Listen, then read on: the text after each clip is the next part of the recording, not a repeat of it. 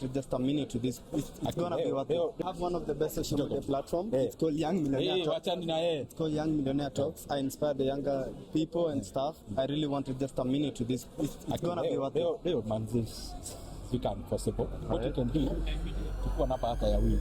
Tunafanya ofisi yangu tupange skill. Yes, thank you. Yeah, thank you. Mheshimiwa, how you doing? Fiti sana bro. Thank you so much. Nashukuru sana. You know, last time I ran up to you at the Safari Park Hotel. Yes. I was trying to, to get a short interview with you. Yes. But really, I, understand that it was a heavy moment for you. Yeah. But you gave me 20 seconds. And I apologize. I saw some people trying to block you. You know, Achana and I really helped me. Asante sana kwa kutembea hapa. Yeah. Hapa ni People's Party. Okay. Hao wote umeona ni aspirants tulikuwa tuna receive. Wow. Wanapigania viti kadhaa. Wow. So karibu sana. Takutembeza huko. Thank you. Ndio pia tuzungumze yale unataka. Okay, you know, I started a channel at the University of Nairobi. Okay. I started 2 months ago. All I do is I engage the young people with amazing conversations from successful people on how they made it, so that, some of the young people really want to, become successful in life, but they don't have the right motivations. Yes. They don't have the right people to, guide them. Yes. And, you have an amazing philosophy in entrepreneurship and also politics. Yes. So, I mean, you gave me 20 seconds that day, so today I'll give you all the time in the world. Yes. So, maybe to a lot of people who don't know, can you tell us, what's your name? My name is Ndindi Nyoro. I am very glad to be Member of Parliament for Kiharu constituency, and very glad to also be part and parcel of leading the People's Party, ambayo ni chama yenye hii ndio ofisi yetu. Yeah. Now, when you look back to when you were a young man, did you always knew that you were going to become a Member of Parliament and probably work in one of the highest offices that you hold? Back then, huko kwa village nikiwa primary school, it was a difficult thing to imagine that. Of course, given where we've come from. But along the way, I became an ambitious young man. Kijana mwenye anajaribu kuwa ambitious. Na nikaanza shop ya kwanza nikiwa class 6. Because kwangu, success nilikuwa nafikiria ni pesa. So nilikuwa naona, unajua ukiwa village kama kwetu, success ya kwanza ya pesa ni kuwa na gari. Yeah. So my uncle anaitwa Muguda alikuwa na kagari, ka KUI 216. So nikaambia wazazi wangu, aniko hakusoma na ako na gari. Mimi nataka nianze biashara mapema. Nikaanza class 6. But to cut the long story short, kuna time nilikuwa librarian after high school. Juu shule nilitoka na balance kubwa ya kitu I think 33,000. So nikaitwa nikuwe librarian, half the salary inaenda kulipa fees balance, half the salary ndio nalipwa. Na nikasoma vitabu mingi sana. Na hiyo time nilipata transformation sana, na nikakuwa na 2 goals nikiwa librarian pale, because I had so much time to read.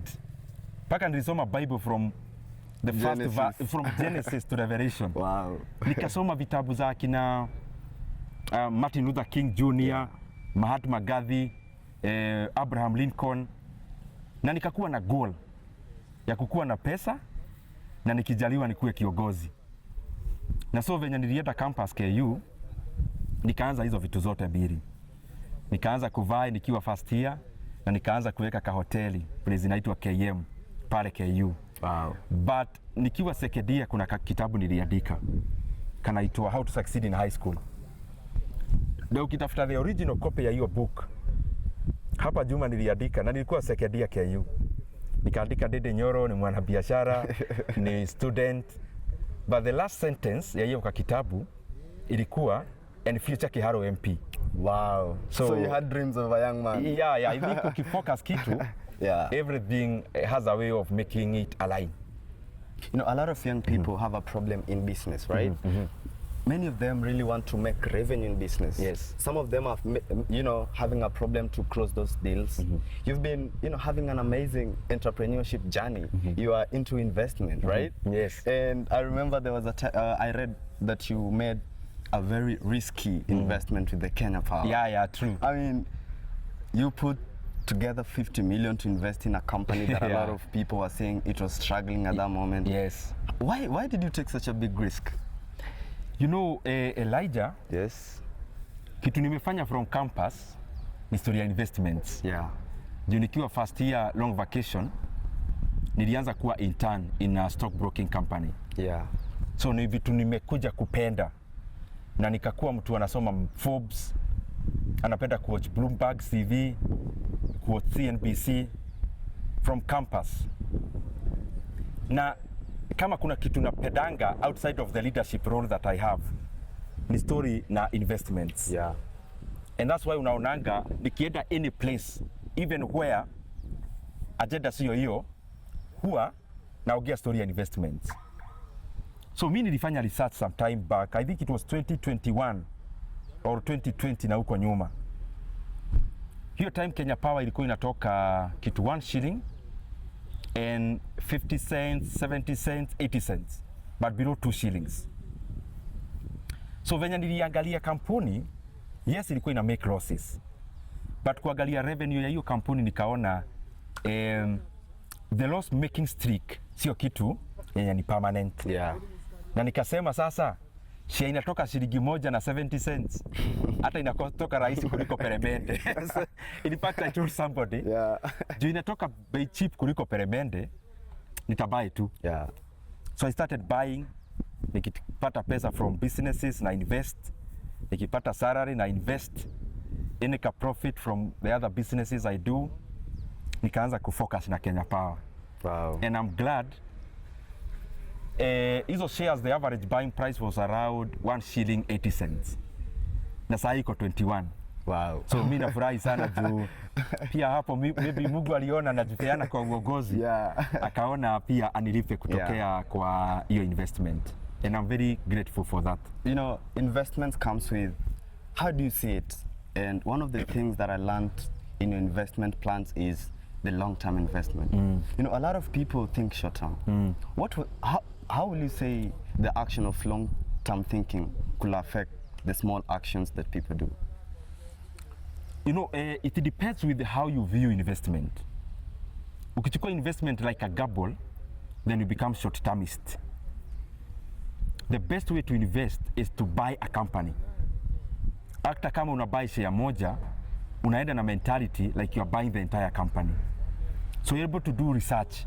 Una research hiyo kampuni, unaona kama naibuy yote, can I buy? You're giving them a secret, and that's Yes. what I want you to do. Yes. So kuna vitu mbili huwa naangalia. Kitu ya kwanza ni kitu inaitwa PE ratio. Inaitwa price over earning ratio. Yeah. Inamesha nikibuy hii kampuni saa hii ikuwe yangu na itengeneze profit kama ya last year, nita take how many years to recover my investment nikipitia hii profit. So hiyo PE ratio inakupea period of years. Yeah. The fewer the better. The second thing I look at ni kitu inaitwa price to book value. Wow. Price to book value inamesha kama unga ni shilingi 100 na mtu akuuzia hiyo unga 90 shillings, unabuy na profit ama umebuy na premium ama na discount. Yeah. Unaona hiyo ni Discounts. Lakini ukibuy na 120, hiyo unabuy na premium. So I usually check where am I getting the highest discount. So nikianalyze say banking sector, saa najua like the share of a bank that I can always buy. Yeah. Hiyo kinilipa nitakushow. Wow. Lakini You'll tell me after this. nitakushow. Na ni kitu rahisi. Yeah. Hata ukienda AI saa hii kwa phone. Okay. Ulize tu phone. Wacha nikudemonstrate here. Okay. I'll tell you what he's showing me. Yeah.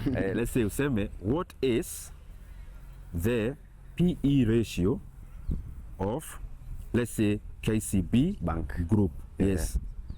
Unaweka tu hivyo, inakuonyesha 4.4 times. Yani hata hufanyi hesabu, AI inakufanyia.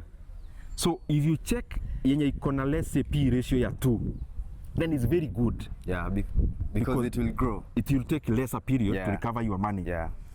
If it is too high, it is not very attractive to me. So those are the two general elements I look at. Now maybe I want to challenge you. Yes. If you were to make an investment right now, what will you invest at? Based on the parameters I look at, there is a time nilikuwa UK I think it was Feb. Na nikaulizwa na one of the ladies, alikuwa Kenyan in the hall. Yeah. Akauliza, if you had 20 million, ungeinvest na nini? Yeah. So yenye napeana si ya sahi, ni yenye nilipeana Feb. Yeah. Ya kwanza nikasema equity. I think it was 60 something that time. Yeah. Right now it is around 93 shillings. Ya pili nikampeana Kenya Power. That time I think it was around 17, it's now around 21. But the third one is the soccer. Nikasema hiyo time ka in general. That time it was 55. As of yesterday, it was over 300 shillings. Wow. So from 60? From around 55 to 300 shillings. Yes. It doesn't happen all the time. That's an outlier. Yeah. Si kitu common, si ya kwenda juu hivyo. But as of now, if I had the money, ile kidogo niko nayo najaribu chama ikae sawa sawa. Lakini ningekuwa na do poa saa hizi, nikiongeza Kenya Power, ningenunua Diamond Trust Bank, copy notes. Nikiongeza Kenyari, niko na kidogo lakini nikiongeza. Na ya mwisho, sasa hii mimi sipeani advice. Hii usinisikize mwenye anasikia. Hii ni yangu ya I have my own reasons. So it's not a must anyone to follow me. I'm just saying my mind. I'm guessing it. Nikiongeza KQ. Wow. Lakini what I am giving is what I would buy. For you to know what to buy, zifanyie research. Juu history ya investments, naweza kuambia share fulani, kesho hiyo kampuni ipate earthquake.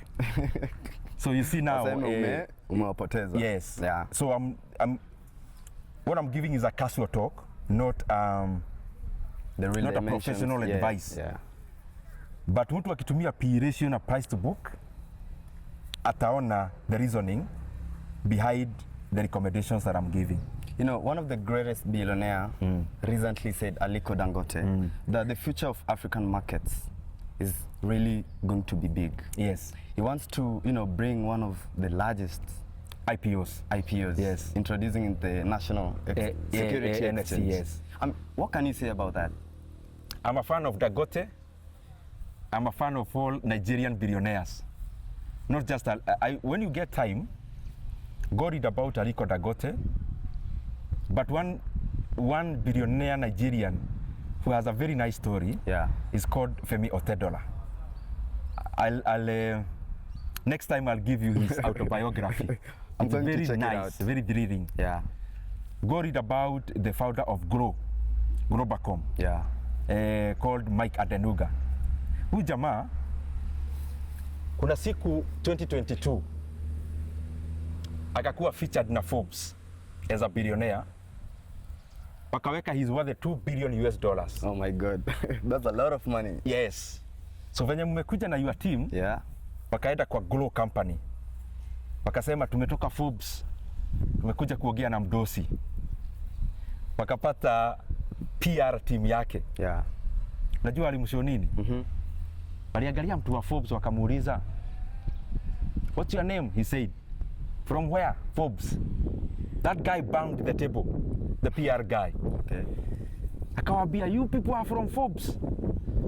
You are making my boss look so poor. What is $2 billion US? Oh my God. Can you imagine? Wow. So I mean, kuna swag wanakuanga nayo yenye pia hiyo confidence wana I mean they inspire me also. But the biggest, you also get inspiration? A lot. Wow. Let us tell me story of Warren Buffett. Warren Buffett, the Oracle of Omaha. Yeah. Na usisome hata soma speech zake. Kuna buku imecompile zile speeches anapeanaga every end of the year. Very nice. Now, you know, looking back to the education, you're making education look easier, the people of Kiharu. Yes. People, students are freely getting the education. I mean, how are you able to do that? You know, there's a lot of leaders who never do that. And I appreciate you for doing that, because someone told me the Yes. only way a son of man can become somebody Yes. is through education. Precisely. That's what you're giving the people of Keharu. Yes. Now, what was like your biggest motivation to really do what you're doing? Let me say this, Elijah. Yeah. The first motivation for many of us who are from extremely poor, extremely humble backgrounds, Yeah. ya kwanza inakuanga kukibia upotee from poverty. True. And when therefore you achieve something, it's always inherent that you also try to look at those other people who are like you when you are growing up. My bigger motivation is my own background. Wow. Juu nilikuwa naona ni aibu sana mzazi kila siku wangu anakuja shule kuongea na principal ndio nisifukuzwe shule. So mi naonanga hiyo burden sasa nikiwa a leader that we can do better. But a more macro reason, ukisoma all economic formulas, all economic transformation formulas and models, all of them agree on one thing, that for a country to grow, the people have to be well value added. Wow. Yeah, true. And value addition for labor in a human being is education. Education. So kusaidia mtu saa hii, ile kitu ya maana unaweza mpea ni education. So that's why I'm very proud kwa Keharu Masomo Bora. Wow. Juu najua hapo kuna ma-engineers wengi wanatokea hapo. Najua kuna ma-professors. Najua kuna wadosi wengi, viongozi.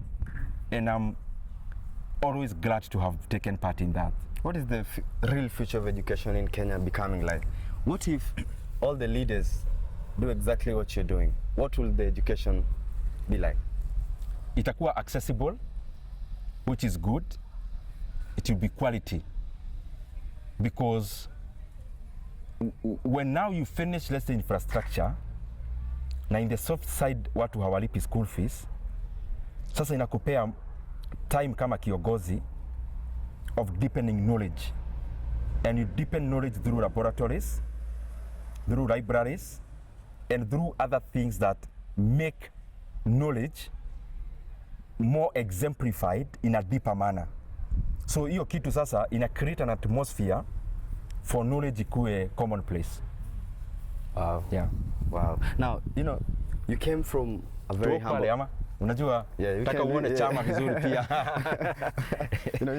You told me you didn't come from a rich family. Yeah. Which is a situation that a lot of young people have right now.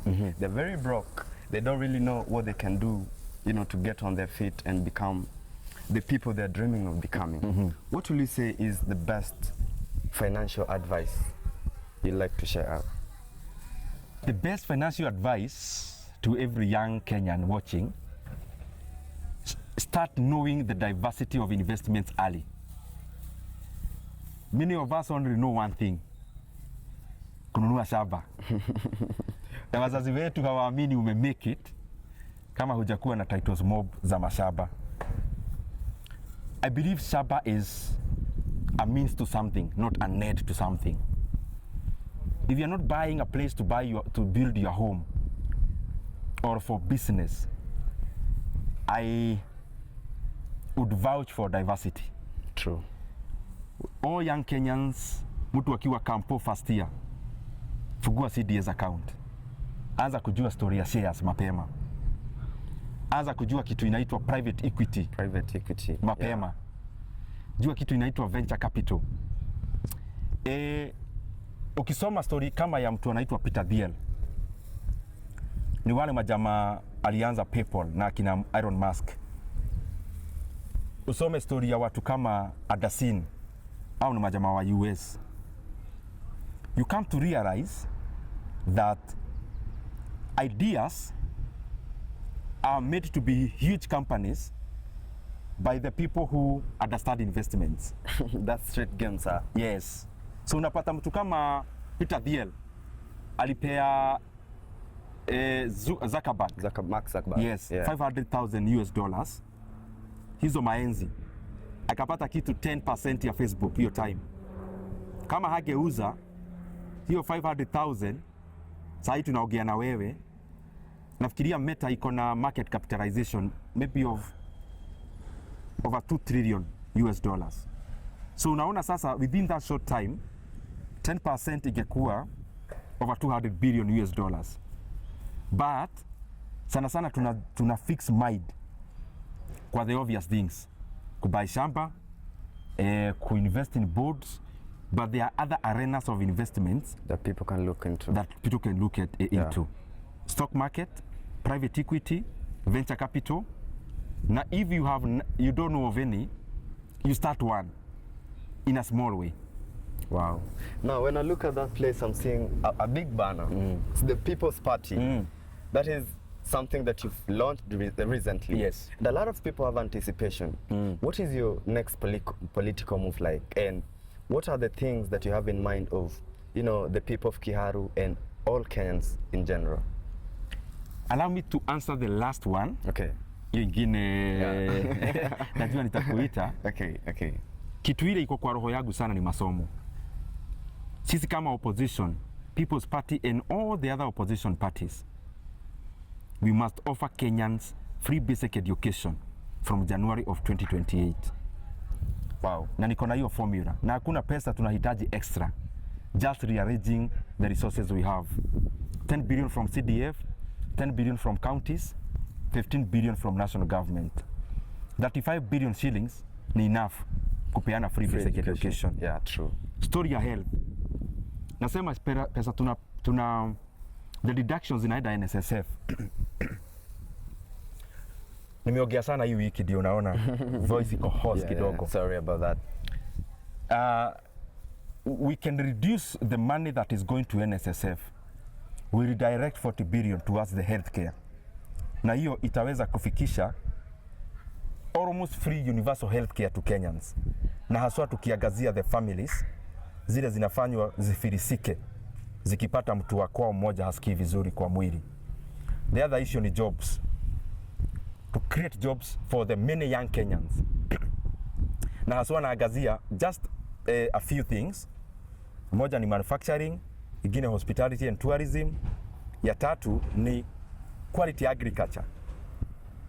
Recalibrating the agricultural value chains. Ndio pia hizo zikuwe ziko na premium jobs zinatoka kutoka hapo. You know what? I'm so blessed about this interview. Nashukuru sana. Lastly, yes. A lot of success